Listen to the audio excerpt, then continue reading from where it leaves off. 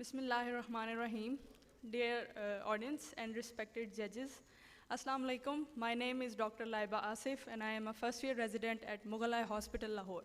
Today I'm going to discuss my research on the topic of the influence of surgeon hand dominance on surgically induced astigmatism in phacoemulsification surgery. So the objective of this study was to compare the dominant and the non-dominant hand in phacoemulsification surgery. So the study was a longitudinal study and it was carried out from April 2022 to April 2023. So the surgically induced astigmatism of 200 patients was calculated with the surgeries were performed by a single experienced surgeon with temporal clear corneal incision. 100 right eyes in which phacoemulsification was performed by right hand and 100 left eyes in which phacoemulsification was performed with left hand of the surgeon was included in the study. So as again, the clear corneal incision was 2.75 millimeter and was placed temporally in all the cases. This was the incision placement, right eye with right hand and left eye with left hand. So this is the incision placement in which you can see the left hand is performing the incision. And here in the right eye, the right hand is performing the incision. So this is the phacoemulsification, the right eye with right hand, which was completed, and the left eye with left hand. So the phacoemulsification was successfully completed. So my objective was to calculate what was the surgically induced astigmatism, for which I used the ASCRS astigmatism calculator, which is available on the website, in which the K readings were measured preoperatively and postoperatively, 6 weeks. So the ASCRS provides a spreadsheet in which you can enter all the data. Here is shown the pre-op astigmatism, pre-op K readings, and the post-op astigmatism and post-op K readings. The incision placement is also entered on the spreadsheet, and it gives us an integrity check. So the comparison of the surgically induced astigmatism was calculated using the SPSS. So moving on to the results of the study. So 98% of the patients were male and 102, that is 51% of the patients were female. The age distribution, most of the patients fell under the range of 51 to 60 years of age. So moving on, this is the centroid values that is provided by the ASCRS tool. This gives us the astigmatism. Moving on to the result of the study, that the p-value was found to be insignificant. So there was no difference in the surgically induced astigmatism using the dominant versus the non-dominant hand.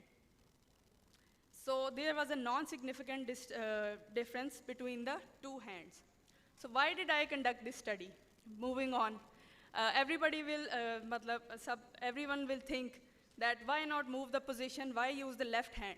So when we are performing phacoemulsification surgeries, not every time we shift our position. Most of the time we place a superior incision or a supranasal incision using our right hand.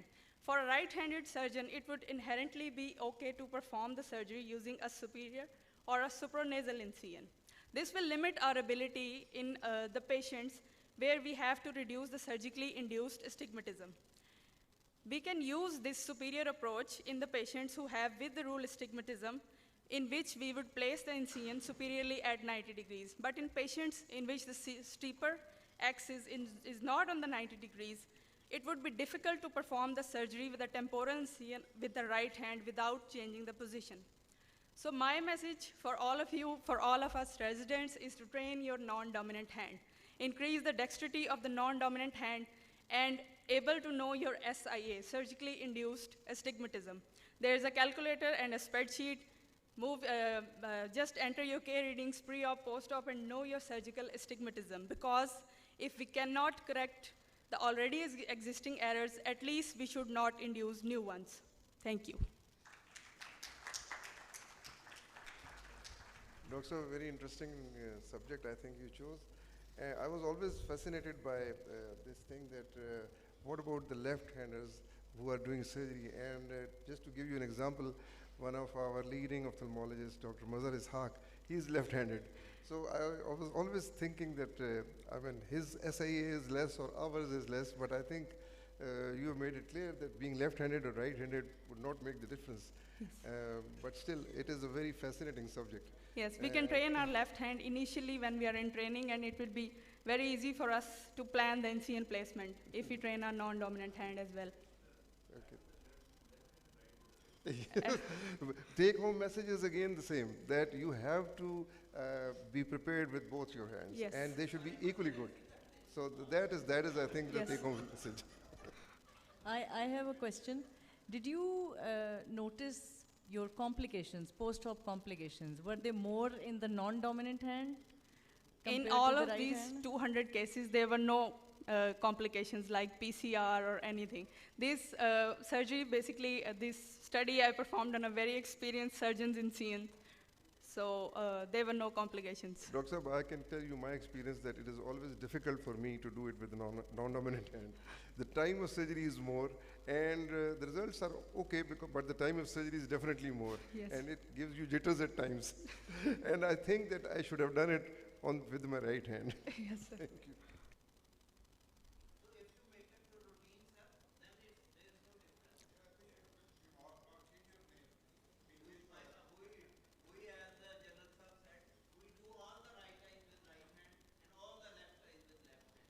And Dr. Qazi is also doing the same in the hall.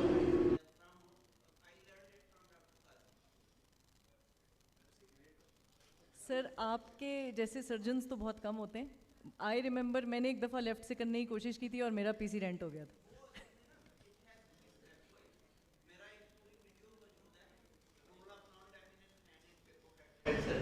उसमें मैंने elaborate किया कि आप उसको कैसे अच्छा इसका field में लाएं.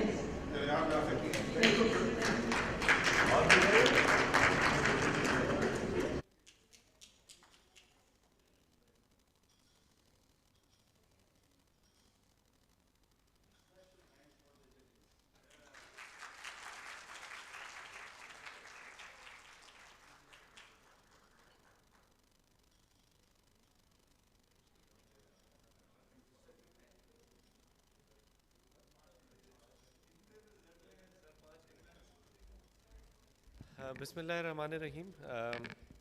पहले तो मैं स्पेशल थैंक्स टू द जजेस. उनका काम बहुत मुश्किल था, क्योंकि अगर आप बाइफर्केशन देखें, जो छोटे छोटे पॉइंट्स हैं, हर पॉइंट को इसमें कैटर फॉर किया गया ताकि कहीं पर कोई बायसिज्म ना आए.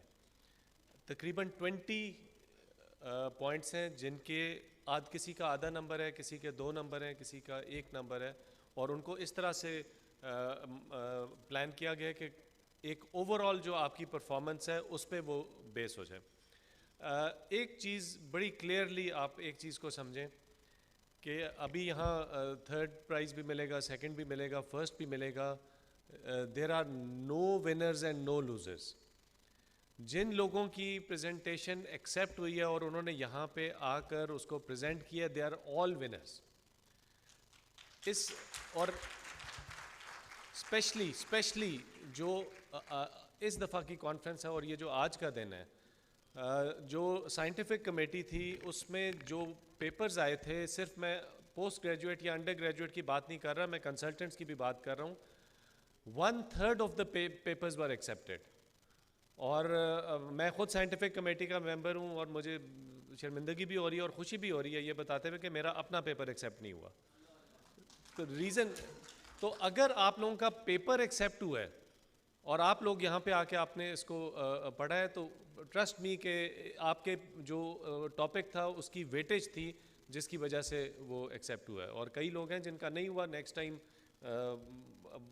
थोड़ा सा टॉपिक को और इंटरेस्टिंग करें तो उसमें आ जाएगा, क्योंकि आपने कॉन्फ्रेंस की थीम को ज़रूर देखना होता है कि थीम किस चीज़ पे है. क्यों नहीं बाकियों के देखें, हमने इसमें बहुत ही ट्रांसपेरेंट प्रोसेस रखा था. जितने हमारे पास एब्स्ट्रैक्ट्स आए थे उसमें से हमने नाम निकाल दिए और उनमें कोड्स डाल दिए. जब साइंटिफिक कमेटी बैठी तो उनके पास किसी का नाम नहीं था, चाहे वो सीनियर ऑफ्थेल्मोलॉजिस्ट हो, जूनियर ऑफ्थेल्मोलॉजिस्ट हो, हमें नहीं पता. बेस्ड ऑन कि वो पेपर क्या था, कितनी दफ़ा वो पहले रेपिटेशंस कई पेपर्स की पिछली कॉन्फ्रेंसेस में होती रही हैं, और जो हमारे सेशंस की रिक्वायरमेंट्स थी उसके मुताबिक उसको सेलेक्ट और रिजेक्ट किया गया. और मेरा जो पेपर था वो ड्राई आई पे था और उसका अलग से सेशन नहीं था, तो वो बनता भी नहीं था. तो शायद मेरा नाम उसमें लिखा होता तो वो एक्सेप्ट हो जाता, लेकिन चूंकि ये एक ट्रांसपेरेंट प्रोसीजर था, तो trust me, you all are winners, number 1। Number 2, जो लेवल ऑफ प्रेजेंटेशंस था, वो हम जब आप लोगों की स्टेज पे थे तो आई विश के हमारा लेवल ऑफ प्रेजेंटेशन इस तरह हो, and I foresee excellent national and international presenters among you। जो लास्ट प्रेजेंटेशन थी और उस पे जो डिस्कशन हुई, उस पे मैं इम्प्रेस भी हुआ हूँ और डिप्रेस भी हूँ। आप नॉन डोमिनेंट हैंड की मैडम ने बात की, हमारे तो डोमिनेंट हैंड से कॉम्प्लिकेशंस हो रही हैं। तो वो जब वो जनरल मज़र बैठे हमारे उस्ताद थे, हमें फ़ेको इन्होंने सिखाई, तो ये राइट हैंड को राइट से करते थे और लेफ़्ट हैंड को आई को लेफ़्ट हैंड से करते थे। तो वो इनको देख के हमने भी सोचा कि लेफ़्ट आई को करें, तो हमें तो यही समझ नहीं आ रही थी कि उस फ़ेको प्रोब को पकड़ें किस तरह। आप पेंसिल को पकड़ें ना, अगर आप राइट हैंडेड हैं तो लेफ़्ट हैंड से आप पकड़ने की कोशिश करें, आप नहीं कर सकते। लेकिन कोई ऐसी स्किल नहीं है जिसको आप लर्निंग से मास्टर नहीं कर सकते। इस चीज़ पे डिप्रेस ना हो। कोई शायद 1 साल में एक्सेलेंट फ़ेको सर्जन बन जाए, किसी को 2 साल लगे। एंड रिज़ल्ट इस पे मुझे अभी भी याद है कि हमें FIO में बहुत मॉनिटर्ड सर्जरी सिखाई जाती थी, क्योंकि हमारे उस्तादों का एक कहना था कि अगर आप कोई कॉम्प्लिकेशन करते हैं तो आप अपने आप को 6 महीने पीछे ले जाते हैं। तो स्टेप वाइज अगर आप हर चीज़ को सीखें तो इसमें ये डिप्रेस ना हो कि उसने 50 कर लिए हैं तो मैंने 5 किए हैं। अगर आपके 5 लेस कॉम्प्लिकेशंस के साथ हैं इनिशियली, तो वो बहुत बड़ी बात है। तो रिज़ल्ट में सर प्लीज़ आइए।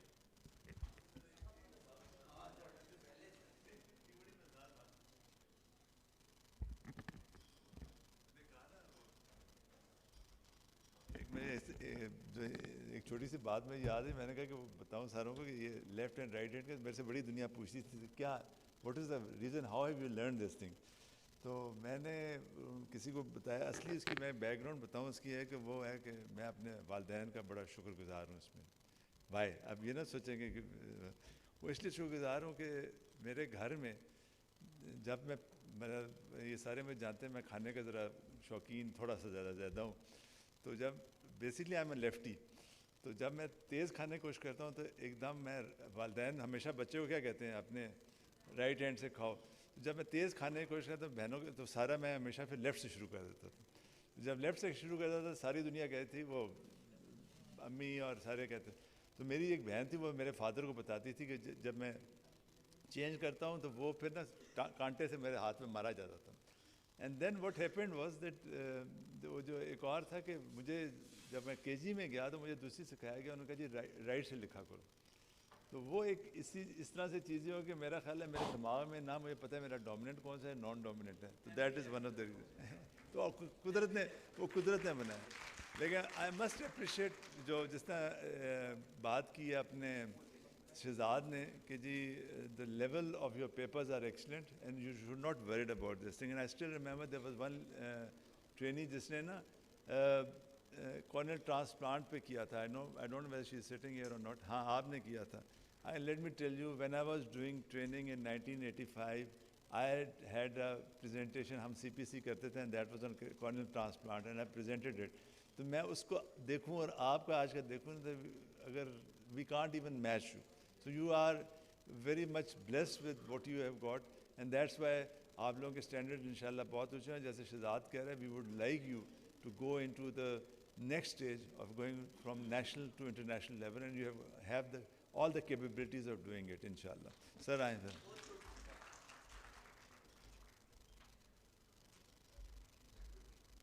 इस वक्त ना I am involve with 4 residents which are working under my supervision। तो बहुत इंटरेस्टिंग फैक्ट है, क्योंकि मैं तो कई सालों से ये काम कर रहा हूँ, तो अब वो मुझे ऑब्ज़र्व करते हैं, तो राइट आइज़ भी आती हैं, लेफ़्ट भी आती हैं।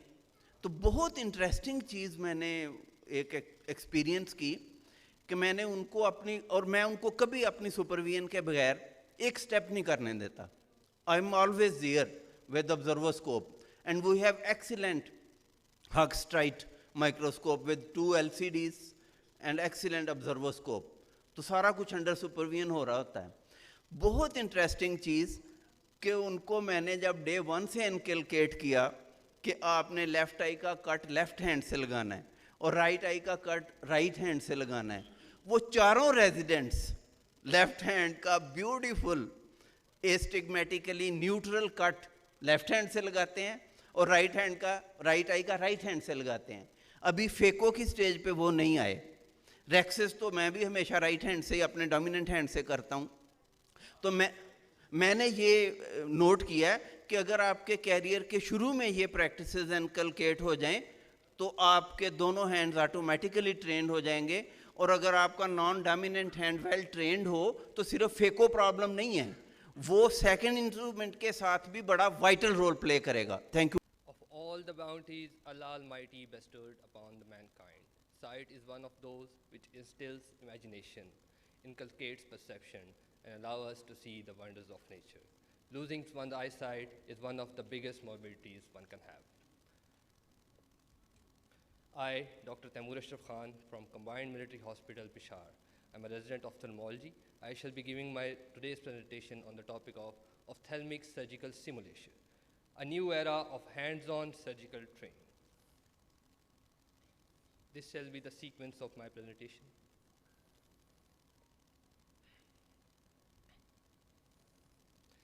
Cataract is the most prevalent cause of reversible blindness worldwide. Despite recent advances, the current surgery of choice, phacoemulsification, has a steep learning curve, which results into a sight-threatening complication if the technique of the surgeon is poor.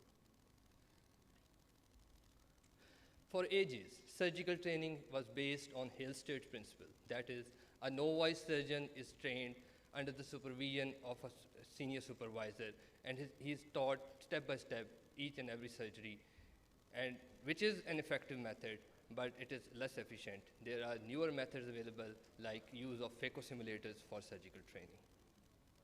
It is based on the principle of non-maleficence to the patient, like never the first time on a real patient. Phaco-simulators allow real-time, virtual-based similarity-based surgical experience of the patients, on the patients. It allows the surgeons to do the surgical steps step by step with a real-time scoring. It also allows the surgeon to make a real-time assessment as well as to manage the complications of the cataract surgery as well. The objective of my study was to compare whether training on a phaco simulator reduces intraoperative complication rates among novice ophthalmology residents learning cataract surgery.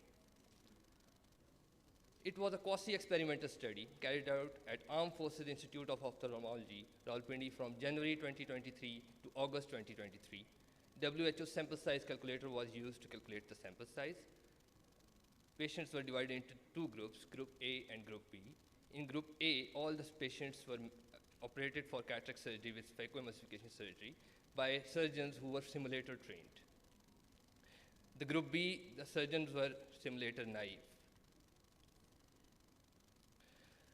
All the surgeons who had 2 years of ophthalmology residence and have passed their intermediate module of both genders were included in the study with at least 20 extracapsular cataract surgery extractions to their credit.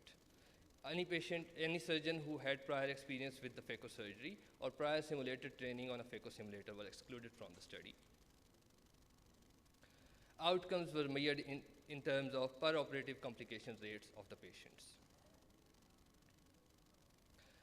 The results were significantly better in simulator-trained group as compared to simulator-naive group.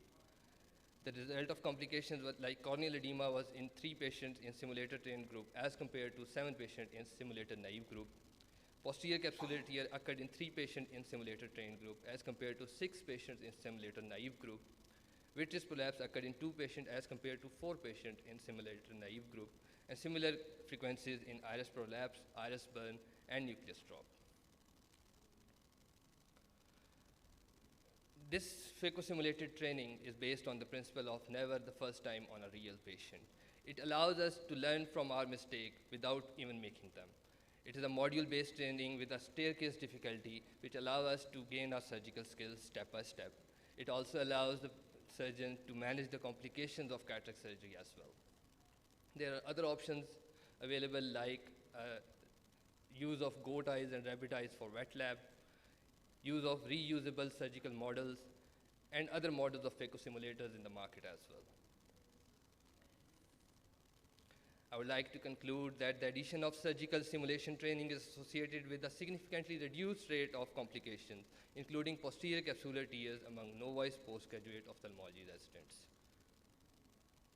It is recommended that simulator-based surgical training modules to be incorporated in the postgraduate surgical training system. The surgical proficiency of the surgeon is assessed on the recommended tools like OSCAR, and performance monitoring and supervised learning is always better as compared to the simulator, because a simulator simulates, doesn't teach. These are some of the references I have used. I thank you all for your patient listening.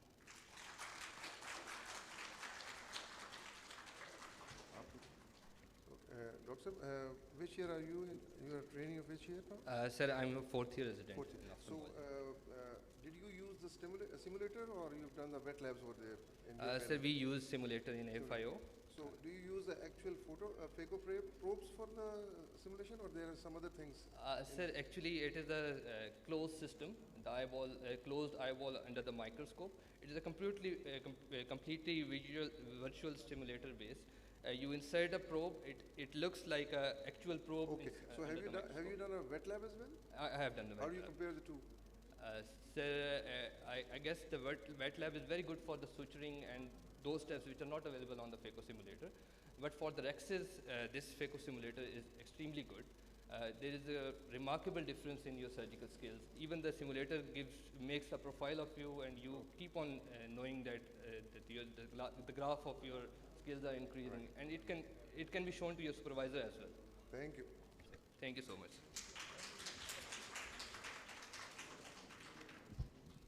Just for the knowledge of everyone, there are only 3 phaco simulators in Pakistan. One is in Aga Khan, one is in AFIO, and the third one I think is in KPK.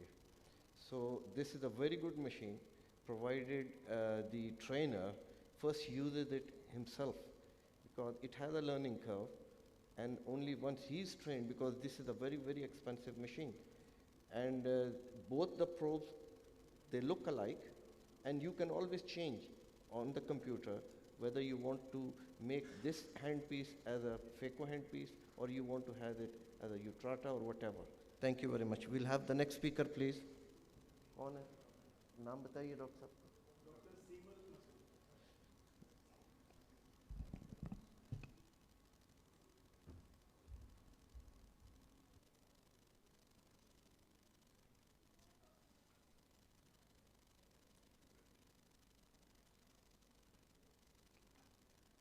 Bismillahirrahmanirrahim.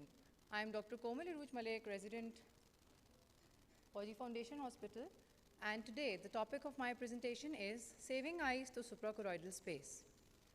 Now, as we see, there is so much hype going around about the newly coined term, the suprachoroidal injections.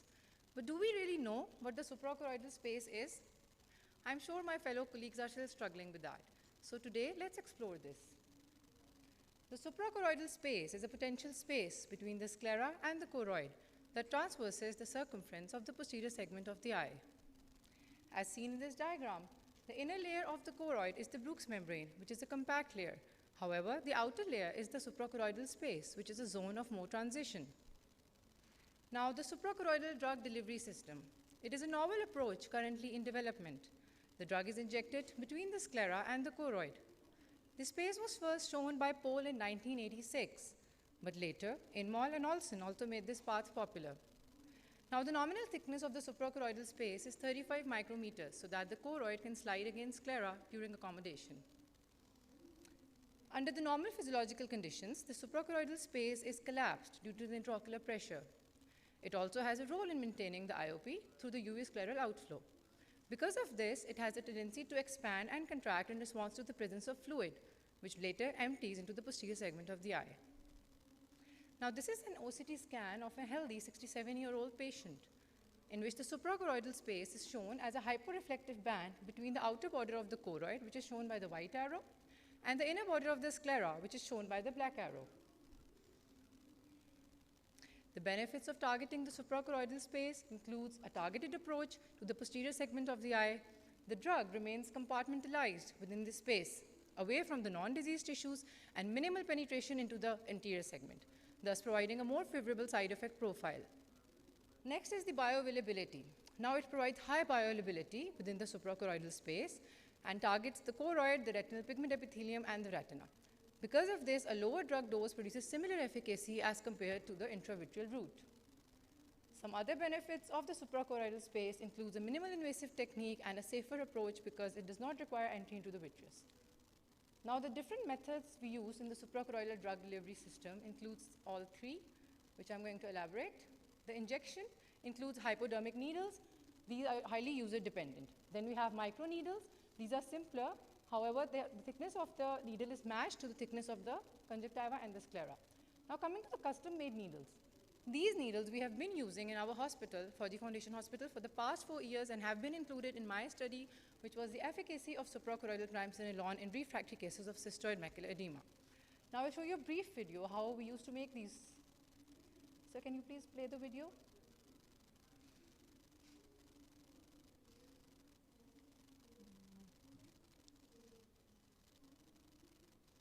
So, it's not playing. वहाँ से play कर दें, please.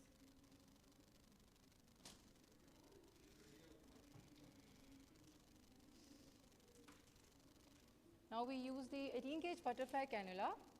With the help of the caliper, we measure the thickness of the length of the bevel of the 30-gauge insulin syringe, and this is approximately 5.5 to 6 millimeter. You can see we have left the 1 millimeter tip as it is. Now this 5.5 to 6 millimeter is cut, and now this cannula is the tubing of this cannula is placed on top of the insulin syringe, and it serves as a guard, leaving just the 1 millimeter exposed so that it does not penetrate deeper than the suprachoroidal space. Under all the aseptic measures, the injection is given either 3.5 to 4 millimeter from the limbus in the supratemporal or the infratemporal quadrant. Next is the Abbott-Turner approach. This is used for implanting glaucoma filters. The CyPass and iStent medical devices are being used nowadays in refractory cases of glaucoma. The device is inserted during cataract surgery through the keratotomy incision, piercing the scleral spur. Once in place, it serves as a conduit and enables fluid egress from the anterior segment into the suprachoroidal space. Next, we have the FDA-cleared surgical sclerotomy approach. Now, this is very interesting because nowadays, these are being used in targeting chemotherapeutic agents into the suprachoroidal space in underlying ocular tumors. The pharmacokinetics include circumferential distribution, providing higher concentration in the choroid and RPE and lower concentration elsewhere in the eye. The clearance is proposed to be just like the intravitreal route to the choroidal blood flow. It targets various tissues. However, it is a novel avenue for retinal gene therapy. And the clinical trials are still investigating its role in wedge-retral age-related macular degeneration and diabetic retinopathy. The clinical studies produce similar and better safety profile as compared to the intravitreal injections. Now, coming to the conclusion, suprachoroidal space offers a novel route of administration to the posterior segment of the eye and offers a great promise for saving more eyes in future by improved drug targeting. Thank you.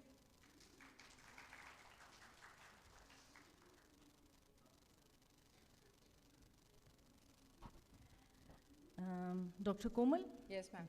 So you told us about 3 methods of giving. So which method are you using in your setup? Ma'am, we are using the custom-made needles, which the video I demonstrated, because with the help of those needles, we are giving suprachoroidal triamcinolone injections in patients who are refractory to intravitreals for the cystoid macular edema. And you mentioned a specific guard on the needle to, Yes, to protect over penetration. Yes, ma'am. So despite using all these guards and protection, do you think what complications you experienced in your setup? Not many, but a few patients had subconjunctival hemorrhages, they had chemosis. However, the IOP raise was not documented. And according to different studies that have been carried out in other setups as well, there are no documented complications with this. Thank you. Thank you, ma'am. Dr. So, I have a question. This triamcinolone, can you use it through this fine needle which you were using, or you have to dilute it? Sir, we were using it as it is. We were given 4 milligram in 0.1 ml. We were using just 0.1 ml of the prepared dose that is already available. So, was it easy enough to pass through this? It was easy, sir. I think it was better because only 1 millimeter was injected, and the patients didn't say, "Oh my God, I'm hurting," like they used to when we gave intravitreals.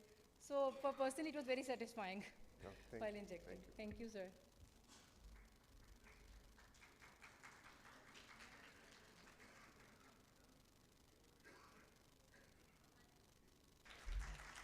Thank you, sir. Before we announce the result of today's competitive session, आप लोगों ने देखा होगा हमने ई posters का भी एक पूरा यहाँ पे इंतज़ाम किया हुआ था. अच्छा, ई पोस्टर्स की इम्पोर्टेंस भी बहुत है, स्पेशली जब आप इंटरनेशनल कॉन्फ्रेंसेस में जाएं तो ई पोस्टर भी इक्वली इक्वेट होता है विद दी प्रेजेंटेशंस जो ओरल या वीडियो प्रेजेंटेशंस उधर चल रही होती हैं. तो मैं आप लोगों को ये भी रिक्वेस्ट करूँगा कि नेक्स्ट ईयर से आप ई पोस्टर्स में भी ज़रूर करें. जिनकी अगर फ़र्ज़ करें इधर नहीं एक्सेप्ट होती वो ई पोस्टर में भी दे सकते हैं. तो हमारा ई पोस्टर का कंपटीशन भी था, मैं उसके रिज़ल्ट्स अनाउंस कर दूंगा. लेकिन उनको जो हमने सर्टिफिकेट्स और जो शील्ड देनी है वो हम उनको पहुंचा देंगे. थर्ड नंबर पे जो ई पोस्टर आया that was by doctor Hajra Arshad Malik and it was beyond the darkness navigating Ugushi disease with a singular case insight. ये इनकी थर्ड पोजीशन है. सेकंड पोजीशन जो है वो doctor Nazia Uzair racemose hemangioma पे थी. And the first prize for poster presentation goes to doctor M Abdullah Mazri on Axenfeld Rieger syndrome ji. तो आपको हम आपकी शील्ड्स और ये पहुंचा देंगे. But well done everybody who participated in that competition, और उसमें भी जो लेवल ऑफ एक्सपर्टीज थी वो बहुत अच्छी थी. थैंक यू जी. अच्छा, छोटे मजरी साहब जो है ना बड़े एक्साइटेड थे यहाँ. वेरी नाइस, बहुत मुबारक हो. अच्छा, जैसे शहजाद साहब ने कहा ना, there is no winner no losers. Idea was to encourage the juniors to come to this mega events. This interaction basically will groom them, you see, that was the basic idea. लेकिन फिर भी हमने first second third को आखिरकार को categorise तो करना है. हमारे जजेस थे और उन्होंने जिस तरीके से कैटेगराइज किया है उसके लिए मैं रिक्वेस्ट करूँगा अपना जनरल मज़र साहब को भी और हज़रत आमर यकूब साहब को कि प्लीज़ हज़रत इधर आइए. अच्छा, वो शील्ड बेटा ले आइए. सर वैसे जजेस के लिए भी इनाम होना चाहिए. हाँ, स्पेशली ब्रिगेडियर सभी का हम शुक्रिया अदा करते हैं. I think the quality of presentations was so good that I, for one, didn't fall asleep, which I am quite capable of in all sessions. आपकी दिल की धड़कनें जो है ना डेफिनेटली वो बहुत. Third prize goes to doctor Komal. अच्छा, इसमें हमने ना बिसाइड्स दी शील्ड एक छोटा सा टोकन मनी भी है, वो हम देंगे ₹5,000 जस्ट एन एनकरेजमेंट.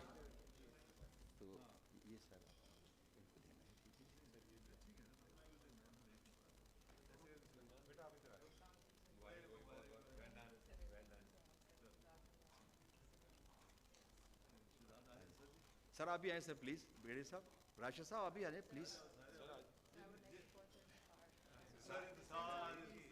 आए प्लीज. नहीं प्लीज कैरी. नहीं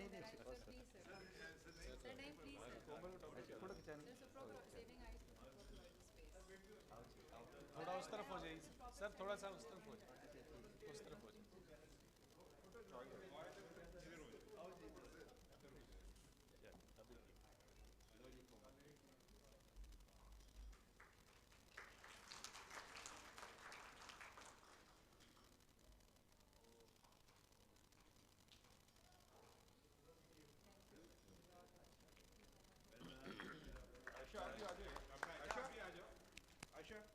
Aisha, please.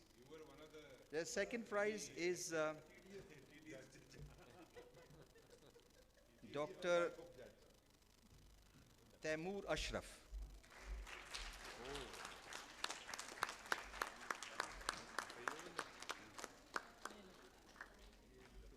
आइंदा से मेरी रिक्वेस्ट ये है कि हम इनकरेज करेंगे कि आप आपका अपना वर्क हो, किसी की बारो ना करें, अपना वर्क हो, जो भी थोड़ा बहुत कंट्रीब्यूशन है वो अपना करें, इससे आपकी मज़ीद इनकरेजमेंट होगी कि मैंने प्रेजेंट किया अपना केस। तालियां।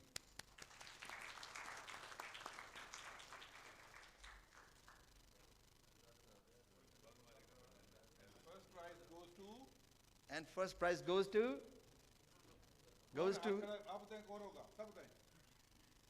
Dr. Laiba.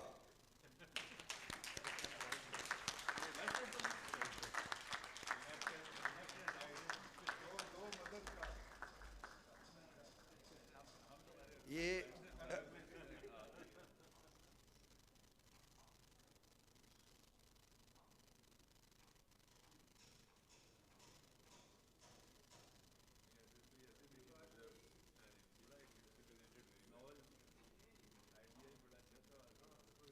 बहुत अच्छे जी, वेल डन।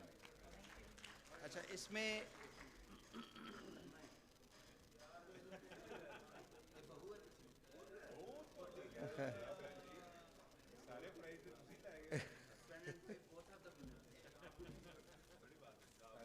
ये अच्छा, ये एक सेकंड, ये एक और भी रह गई चीज़ है, पैसे रह गए हैं, वो सेकंड प्राइज वाला भी आए प्लीज़। तैमूर आइए ना।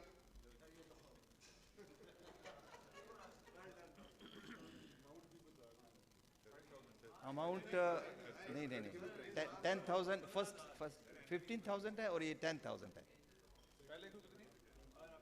पहले को 15,000 दिए प्राइस दिए दे दिए सर, दे दिए आपको, पकड़ा दिया ना, है पैसे हैं ना पड़े हुए, हाँ ना उसमें पैसे पड़े हुए।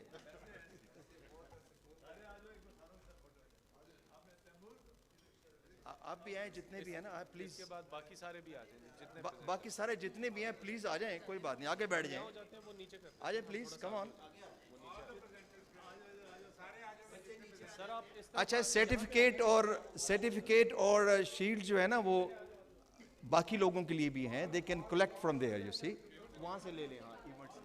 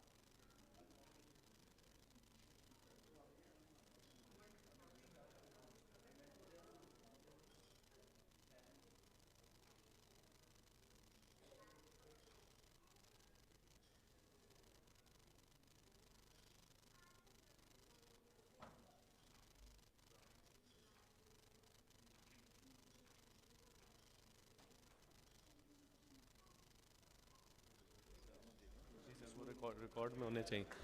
Thank you very much. Before we end the session, a big applause for everybody who presented a paper here.